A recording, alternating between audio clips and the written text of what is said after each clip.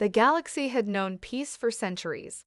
Earth's warriors, the Eternal Watch, stood vigilant at the borders of the known universe, their duty to guard the stars an unbroken tradition.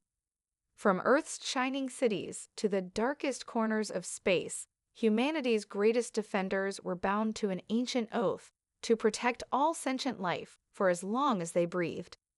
But peace, as it often does, came with a cost. Captain Kane stood in the dimly lit command center of the Eternal Watch's flagship, the Sentinel, staring out at the expanse of stars that stretched before him. The crew, the best humanity had to offer, moved like shadows in the background, their faces focused and grim. The ship was ready. The warriors were ready. They had been for 1,000 years, and yet something felt off. "Captain," a voice crackled through the intercom. Lieutenant Iris Callan, the Watch's communications officer, spoke with an urgency that didn't quite match the calm exterior of her voice. "We've intercepted an anomalous signal from the edge of the galaxy. It's not like anything we've seen before. It's almost as if it's been waiting." The hairs on the back of Kane's neck stood up. Anomalous signals weren't new.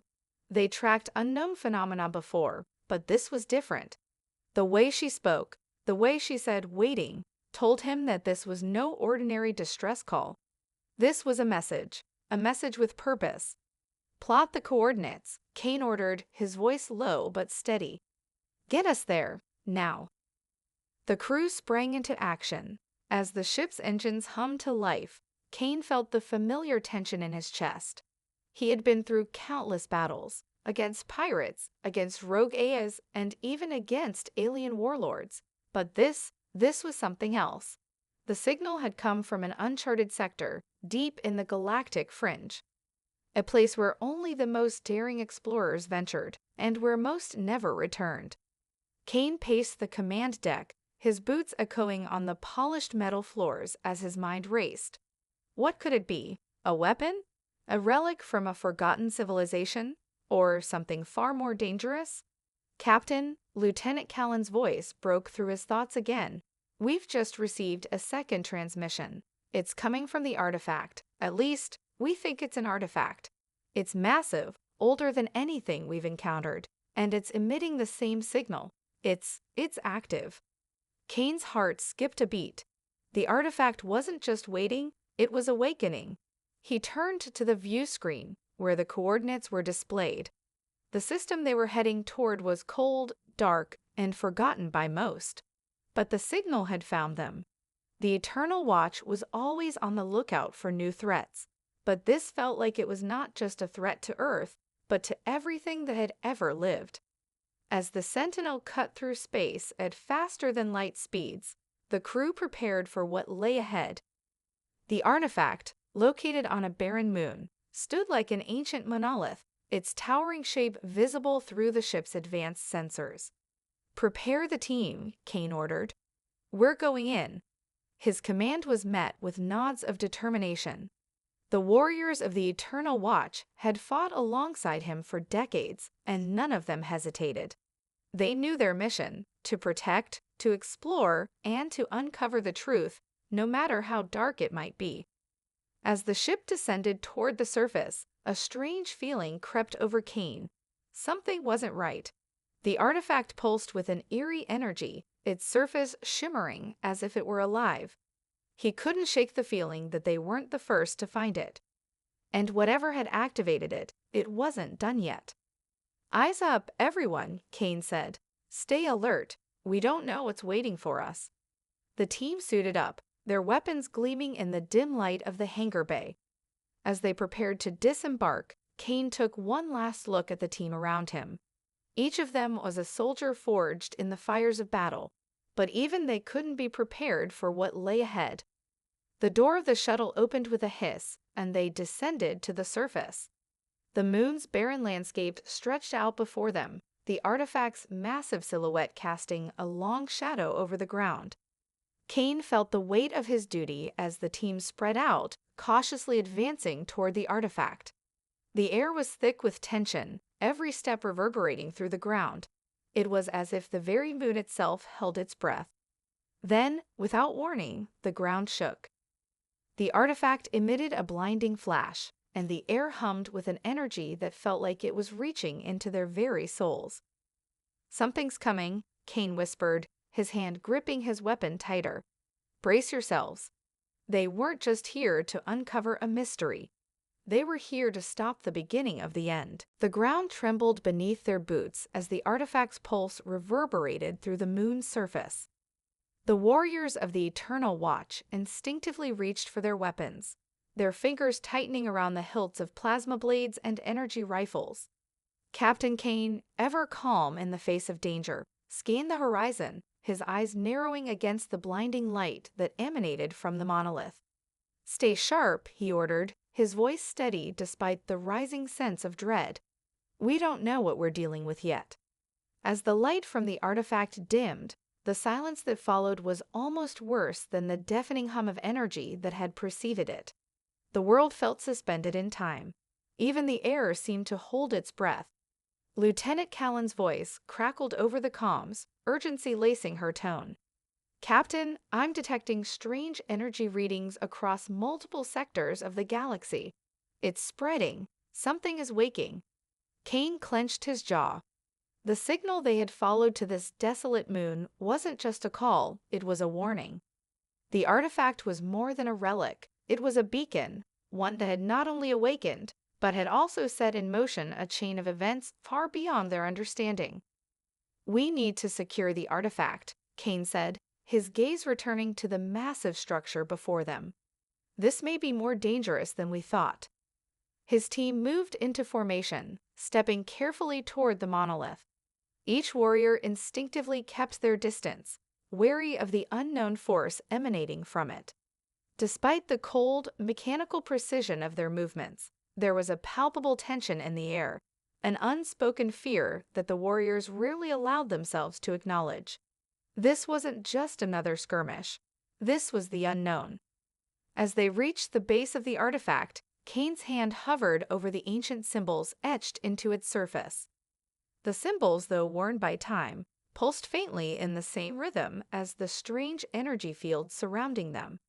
It was clear that whoever, or whatever, had left this structure behind had been far ahead of humanity's technological capabilities. "Captain, I've got something," Sergeant Decker called out from the far side of the monolith. His voice, typically calm, now held a thread of confusion. "There's a door hidden beneath the surface." Kane's heart skipped a beat, a hidden entrance. The artifact was more than just a structure. It was a tomb, a vault, a key to something far more dangerous. "Get it open," Kane barked, his pulse quickening. He turned to his team, eyes scanning the horizon. Even with the artifact before them, he couldn't shake the feeling that they were being watched. Decker and Corporal Juno worked quickly, utilizing specialized tools to unseal the entrance. The air around them crackled with static as the door slowly creaked open. A deep, guttural sound, like the groan of something ancient, echoed from within. The warriors froze, their weapons drawn, every sense heightened. The door parted fully, revealing a passageway leading deep into the heart of the monolith. The dark interior seemed to beckon them, an unknown force tugging at their very being. "Captain, we've got a problem." Callan's voice broke through the tension. Her tone had shifted from urgency to alarm. "The signal we detected earlier, it's not just spreading, it's getting stronger.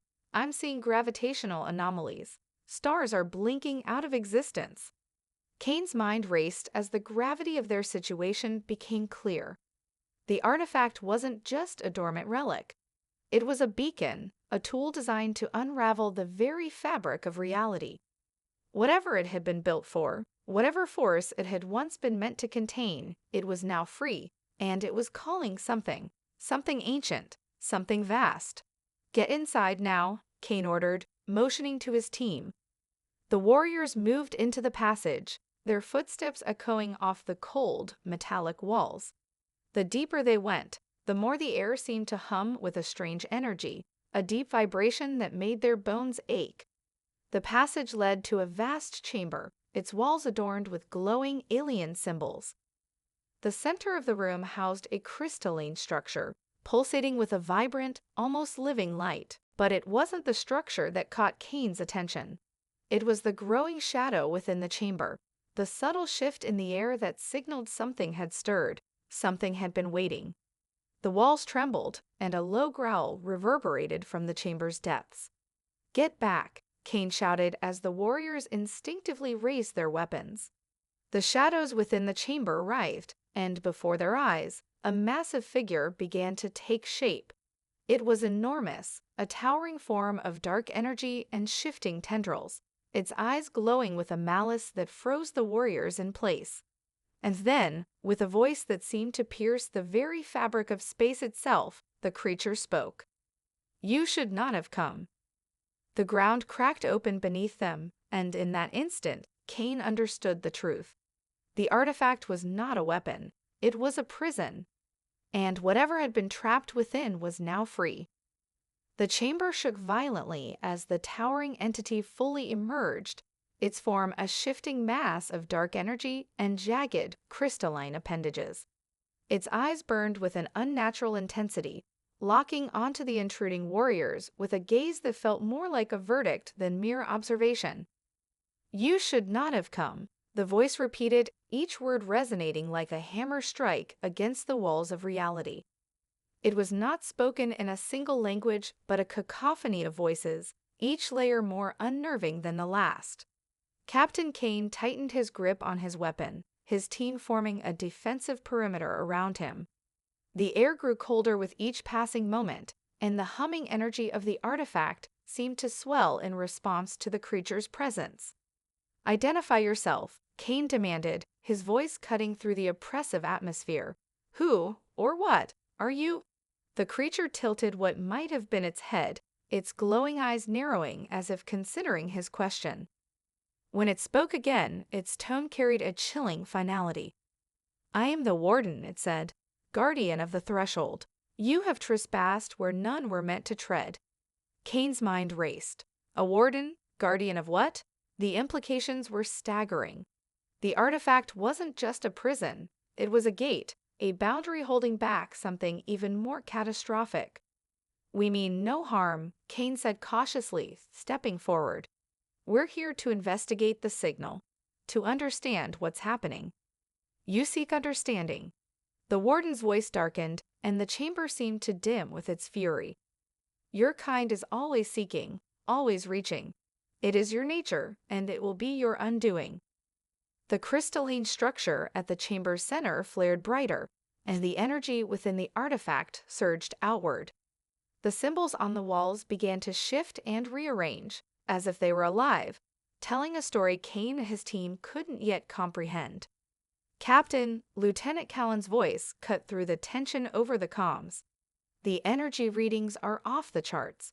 Whatever you're doing down there, it's affecting the entire sector. I'm detecting gravitational instabilities spreading across nearby systems."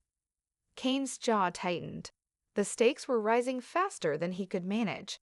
He turned back to the warden, his instincts screaming at him to tread carefully. "What is this place?" he asked. "What are you guarding?" The warden's form seemed to ripple, its eyes blazing with renewed intensity. "This place is the Veil," it said. "A barrier forged by the ancients to contain what lies beyond.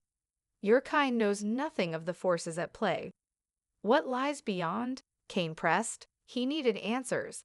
The fate of countless lives could depend on it. The warden hesitated, its form flickering as though caught between dimensions. "A hunger that cannot be sated," it said finally. "A force that devours stars and worlds alike. The boundary was meant to hold it, but you have weakened it." The team exchanged uneasy glances. The enormity of their mistake began to dawn on them. By activating the artifact, they had inadvertently damaged the prison that kept an ancient terror at bay. "Can it be stopped?" Kane asked, his voice firm despite the chill running down his spine. The warden's gaze bore into him, and for the first time, there was something almost like sorrow in its voice.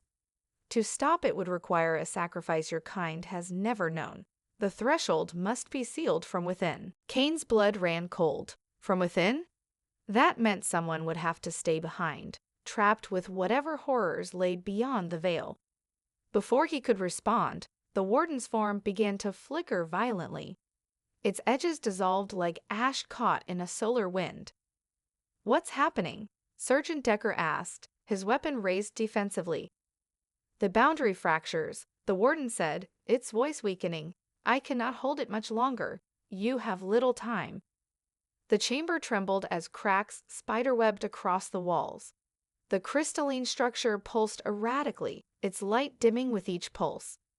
"Captain," Callan's voice shouted over the comms, "something massive is coming through. I'm picking up signatures that don't belong in this dimension." Kane's stiff stomach twisted. They had to act, and fast. He turned to his team. "We need to find a way to stabilize the artifact, now. Decker, Juno, see if you can interface with the control panels. Iris, get me a readout on those energy signatures. We're not leaving until we fix this." The warden's voice echoed one final warning as it faded into the ether. "Beware, the devourer." And then the shadows deepened. A low, otherworldly roar resonated through the chamber, shaking the very core of the moon. The gate had been opened, and something was coming through. The chamber's tremors grew violent, each quake threatening to tear the structure apart. Cracks radiated across the crystalline walls, spilling arcs of searing energy into the air. The oppressive darkness thickened, and the low, otherworldly roar transformed into a deafening cacophony. The team braced themselves, their weapons raised, as the temperature dropped and frost began to creep along the metallic floor. Captain Kane's voice cut through the chaos. "Decker." "Juno, status on the artifact controls."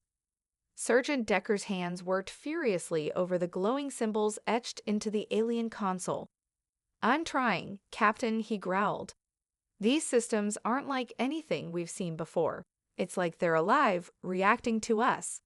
"Then react faster," Kane snapped, his eyes fixed on the center of the chamber.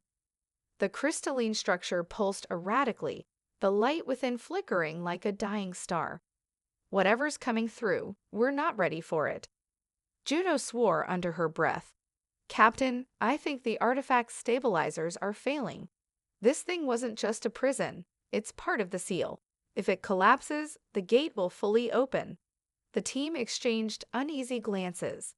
Kane didn't need to ask the question on everyone's mind. They all knew what it meant, a breach of unimaginable proportions, and with the warden gone, they were on their own. A sound like tearing metal filled the air, and the crystalline structure split down the middle. From the crack emerged a seething mass of shadow and light, writhing like a serpent given form. The entity, the devourer, began to take shape, its amorphous body stretching and twisting as it solidified. Tendrils of pure darkness extended outward, slamming into the chamber walls with enough force to shake the ground. "Hold the line," Kane barked. His warriors fell into formation, weapons trained on the growing threat. The devourer let out a guttural, bone-rattling roar. It wasn't just a sound, it was a sensation, a deep primal fear that clawed at the edges of their minds. It spoke to an instinct buried deep within them, a warning from their ancestors to flee from the abyss. "Fire," Kane ordered. The team opened fire, beams of energy and bursts of plasma lighting up the chamber. The devourer's form absorbed the attacks, the impacts rippling across its surface like stones tossed into a dark pool. It retaliated with terrifying speed, lashing out with a tendril that shattered the floor near Decker, sending him sprawling. "Captain, we can't hurt this thing," Juno shouted, dodging another strike. "It's not fully in our reality yet." Kane gritted his teeth. She was right. The devourer wasn't entirely here. Its presence flickered between dimensions, making it almost impossible to hit. But if it wasn't fully here yet, they still had time to act. "Decker, Juno, fall back," Kane called. He activated his comms. "Callan, I need options, now." Callan's voice was a mixture of panic and determination. "The artifact is our only hope. If we can overload its core, it might collapse the gateway and seal the breach. And the downside? Kane asked grimly, already knowing the answer. The explosion would vaporize everything within a 100-kilometer radius, she replied, including us. Kane glanced at the devourer, which was growing more stable with every passing moment. Its tendrils had started to take on a razor-sharp clarity, and its roars were no longer distant echoes. They were here, in the chamber, vibrating through his bones. Understood, he said. Decker, Juno, get ready to overload the core. What about the evacuation plan? Juno asked, her voice tight. There isn't one, Kane replied. This is a containment mission now. We hold the line. The team didn't argue. They were warriors of the Eternal Watch, bound by their oath to protect the galaxy at all costs. If this was the end, they would face it together. As Decker and Juno worked furiously to override the artifact systems, the Devourer surged forward, its form towering above the warriors. Kane raised his plasma rifle, his voice echoing through the chamber. For humanity, he shouted, unleashing a hail of fire. The others joined him, their weapons lighting up the dark chamber in a final defiant stand. The Devourer let out a roar of rage and pain, its form flickering as the artifact systems reached critical mass. The crystalline structure began to implode, drawing the entity back toward the gate. It's working, Juno yelled, her voice strained as she braced against the tremors. The core's destabilizing. Kane didn't let up, firing round after round into the creature as it thrashed against the pull of the collapsing artifact. The chamber was consumed by light and sound as the artifact reached its breaking point. Brace yourselves, Kane shouted. And then, with a final blinding flash, the artifact exploded. The explosion rocked the chamber, a cataclysmic detonation of light and energy that shattered the crystalline walls and sent shockwaves across the moon's surface. Captain Kane hit the ground hard, his ears ringing and his vision swimming. For a moment, there was nothing but silence, the oppressive weight of the blast pressing down on him like a tidal wave. Status check, Kane barked, forcing himself to his feet. His voice sounded distant in his own ears, muffled by the aftermath of the explosion. One by one, his team responded. I'm here, Juno said, coughing as she pushed a chunk of debris off her legs. Still breathing, Decker groaned, his armor scorched but intact. Alive, Callan reported over the comms, though her tone carried a note of urgency. But Captain, we've got a problem. Kane shook his head, trying to clear the haze. As his vision focused, he saw the remnants of the artifact, a jagged broken core surrounded by the rubble of its once pristine structure. But the Devourer was still there. Its form had been weakened, its edges flickering and unstable, but it hadn't been destroyed. Instead, it seemed tethered to the remnants of the gate, clawing desperately to remain in this reality. The worst part, though, was the rift. The explosion had destabilized the gateway, leaving behind a swirling vortex of raw energy. It was a tear in space itself, a doorway leading into the void beyond. From its depths came the faint but unmistakable sound of something larger. The Devourer was merely a harbinger. Kane, the rift is expanding, Callan warned. If we don't seal it, this entire sector could collapse into a singularity.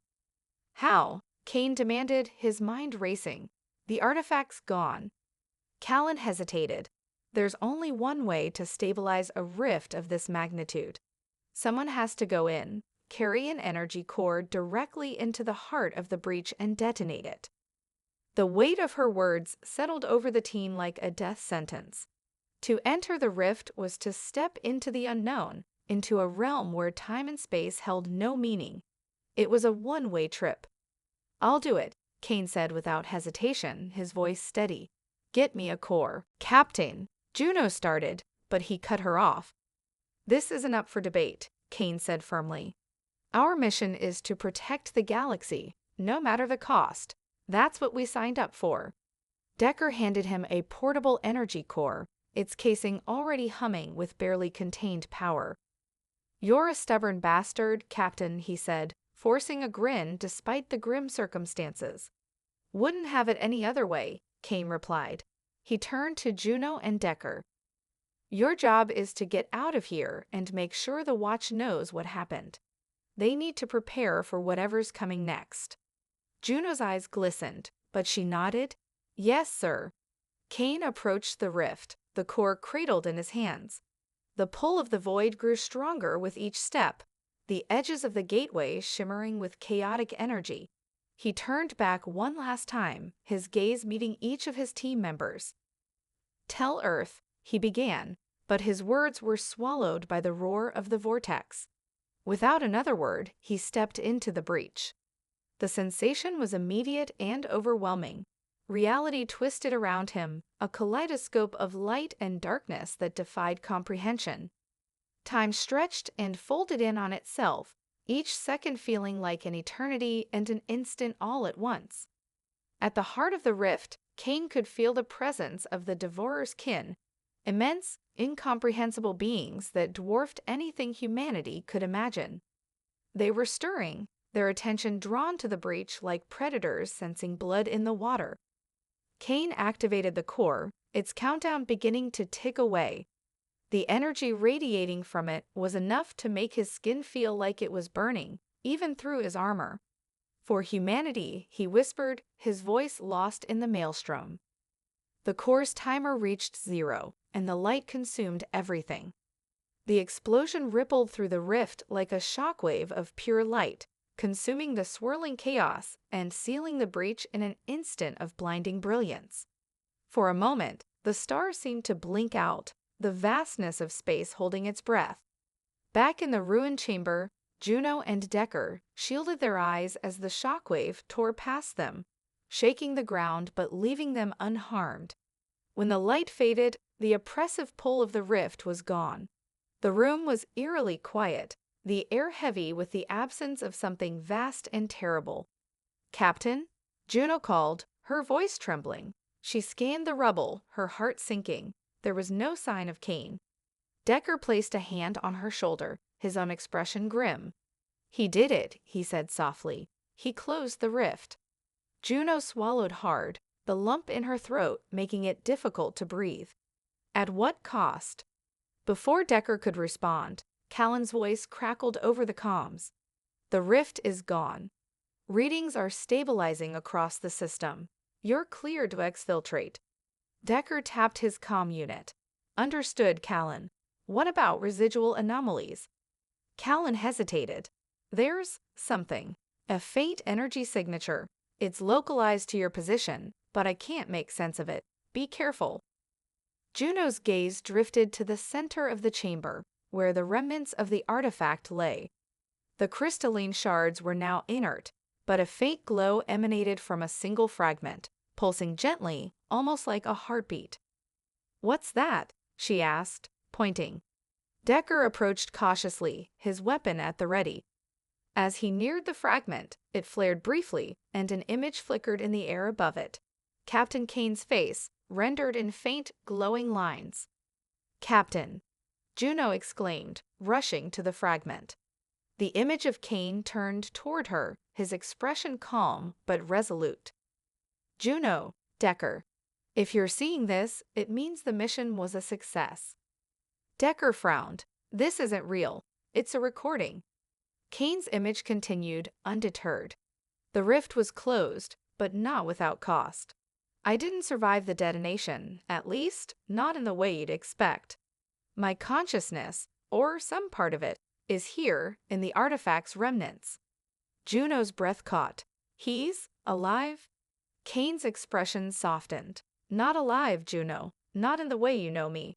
I'm part of the Veil now, tethered to its remnants. I can't leave, but I can still help. The threat isn't over. The rift may be sealed, but the entities beyond it are aware of us now. They'll find another way."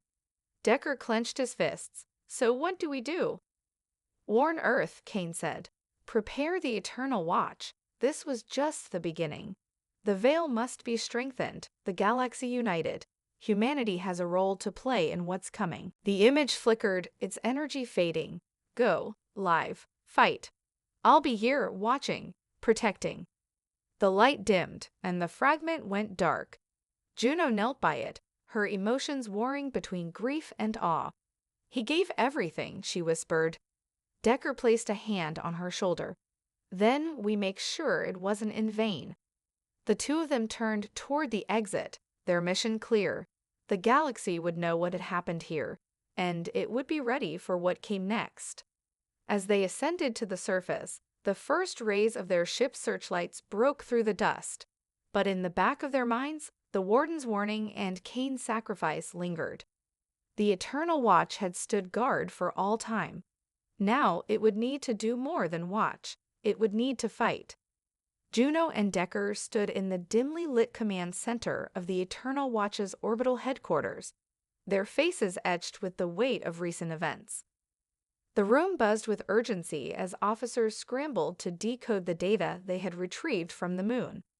A massive holographic projection of the galaxy dominated the center of the room, with several sectors marked in ominous red. Decker paced, his combat boots echoing on the metal floor. How many times do we have to say it? We're not dealing with an isolated incident. That rift wasn't an anomaly, it was a precursor. Juno stood with arms crossed, her gaze fixed on the flickering hologram. We lost Captain Kane to close that breach, and the Warden's warning wasn't vague. The Devourer was just the first of many. If we don't act now, we'll be fighting them across the entire galaxy. Commander Terrace, a grizzled veteran with a reputation for caution, leaned back in his chair. And what exactly do you propose we do, Lieutenant Juno? Mobilize the Watch for a threat we can't see. Declare war on the unknown? Juno stepped forward, her voice rising. Yes, that's exactly what I'm proposing. We know what's out there now, what's coming. If we wait for them to show themselves, it'll be too late. Terrace gestured to the hologram. The Watch is stretched thin as it is. Earth's resources are finite. You're asking for an all-out mobilization based on data from a single mission. It's not just data, Decker interrupted. He slammed a fist on the table. It's the lives we lost. The rift nearly collapsed an entire moon, and the entities beyond it were already trying to push through. How many moons, planets, or colonies will it take before you see the threat? Terrace opened his mouth to reply, but another voice cut through the tension. Enough. All heads turned as Admiral Riker entered the room. The aging leader of the Eternal Watch walked with the weight of decades of responsibility, his every step commanding respect. His steely eyes locked onto Juno and Decker. I've reviewed your report, Riker said, his voice calm but firm. And I agree, the time for waiting is over. Juno felt a surge of relief, but Riker raised a hand. That doesn't mean we can charge into the unknown blindly. We need a strategy, a way to fight these entities on our terms. Decker nodded. We still have the artifact remnants. Kane's consciousness, or whatever's left of it, suggested the veil can be strengthened. Callan's working on deciphering how. Riker turned to the hologram, studying the marked sectors. We'll need more than that. Reconnaissance teams, advanced weaponry, alliances with other species. If the galaxy is to survive, humanity can't stand alone. A murmur of agreement rippled through the room. Terrace, though still skeptical, nodded reluctantly. If we're doing this, we need every watch station and allied fleet on high alert. Riker's gaze sharpened. We'll issue the call to arms. This isn't just about Earth anymore. It's about the survival of every sentient being in the galaxy. Juno stepped forward. Permission to lead the first recon team into the Veil's remnants, sir. Riker considered her for a long moment, then nodded. Granted. But understand this, Lieutenant. This mission is as much about hope as it is strategy. We'll need proof that we can fight back.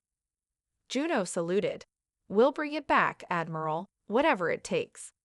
As the meeting adjourned, the Watch's officers moved with renewed purpose. Decker clapped Juno on the shoulder. Looks like we're going back into the fire. Juno managed a faint smile. Wouldn't have it any other way. Above them, the vast fleet of the Eternal Watch began to mobilize, ships powering up as orders were transmitted across the stars. The galaxy had been warned. Humanity was no longer just a sentinel. It was a shield, and soon it would become a sword. The fleet emerged from hyperspace, a sprawling armada of sleek ships bristling with weapons and technology that represented centuries of innovation. At the forefront was the Eternal Vanguard, the flagship of the Eternal Watch, its hull gleaming like a beacon of defiance against the void. From the bridge, Juno stood at the command console, her jaw set and her eyes locked on the swirling expanse ahead, the veil shimmering with unearthly energy. "This is it," Decker said, standing beside her. His usual sarcasm was gone, replaced by grim determination. The veil's nexus point. If Kane was right, this is where they'll strike first. Juno nodded. "And where we'll stop them." Admiral Riker's voice came over the comms, steady and commanding. "All units, this is Admiral Riker. We face an enemy unlike any we've seen before. But remember this, we are the Watch. Humanity has stood against extinction before, and we will stand again. Hold the line." A chorus of affirmations echoed across the fleet. The veil rippled as if in response, and then it happened. The first wave surged forward, dark, amorphous shapes that pulsed with malevolent energy. They moved like living shadows, twisting and shifting as they approached the fleet. "All ships, engage," Juno ordered. The silence of space erupted into chaos. Bright beams of plasma and kinetic realms tore through the darkness, meeting the onslaught with deadly precision. The creatures retaliated, emitting bursts of energy that destabilized shields and sent smaller vessels careening. The Watch's formations held, but barely. "They're adapting," Callan's voice came over the tactical channel. "Their energy signatures are evolving to counter our weapons." "Then we adapt faster," Juno snapped. "Redirect all power to the forward cannons. Decker, take a team to engineering and boost shield harmonics. We need more time." Decker nodded and sprinted off, leaving Juno to focus on the battle. As she issued orders, her mind raced. The artifact fragment rested in a containment unit behind her, faintly glowing. It was their last desperate card. "Callan," Juno said, "the fragment, can we use it?" Callan hesitated. The energy could amplify the veil's disruption field. "But if it backfires?" "It won't," Juno said, her voice resolute. "We don't have a choice." Moments later, the fragment was integrated into the Eternal Vanguard systems. A surge of power coursed through the ship, and the veil's energy around them began to destabilize. The shadow creatures faltered, their forms flickering. "It's working," Callan exclaimed. But the relief was short-lived. From the veil emerged something massive, a colossal entity that dwarfed the fleet. Its form was a shifting mass of energy and shadow, its presence overwhelming. Juno gripped the console. "Fire everything we have." The fleet unleashed a devastating barrage, but the entity absorbed it, its tendrils lashing out and tearing through ships like paper. Desperation filled the comm channels as the Watch struggled to hold the line. And then a voice, clear, calm, and unmistakable. "Kane?" The artifact fragment flared, and an image of Kane appeared on every screen. "I told you I'd be here, watching. It's time to end this."